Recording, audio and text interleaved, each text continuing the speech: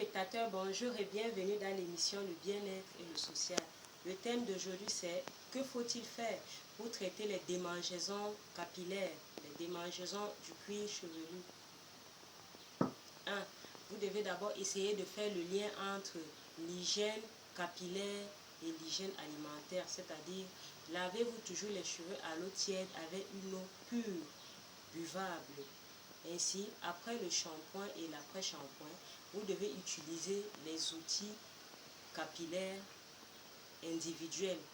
C'est-à-dire, même quand vous allez dans les instituts, quand vous allez vous laver les cheveux ou vous coiffer, n'utilisez pas les serviettes et les peignes des autres.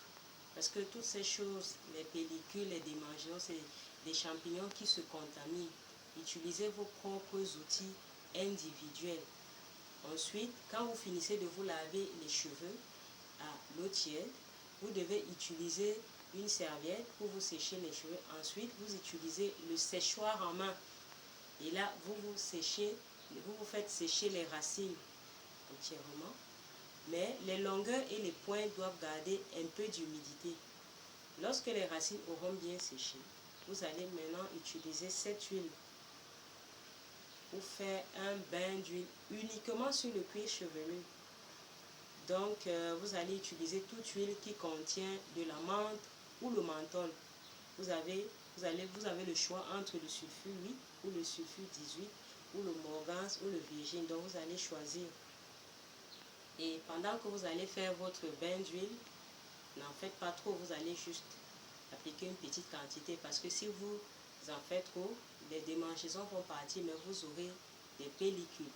Toutes ces huiles lourdes compactes sont à utiliser en très petite quantité. Mais au niveau des longueurs et des pointes, vous devez utiliser votre huile habituelle. L'huile de coco, l'huile d'argan ou de moulin. Ensuite, quand vous avez ces problèmes de démangeaison du cuir chevelu, en plus de tous les conseils que je viens de vous donner, essayez souvent de faire des coiffures qui laissent le cuir chevelu assez libre où le vent passe. Donc évitez les perruques qui cachent le cuir chevelu. Évitez même parfois les extensions, les greffes en saison de chaleur. Ou alors, si vous voulez vraiment faire ces coiffures, vous devez plutôt vous faire des greffes qui ne sont pas trop épaisses, trop denses. Ici, votre cuir chevelu, vos racines doivent beaucoup respirer, doivent être à l'air libre, ne doivent pas se sentir étouffées. Donc, privilégiez les tresses en plus de tous les conseils que je viens de vous donner. Merci et au revoir.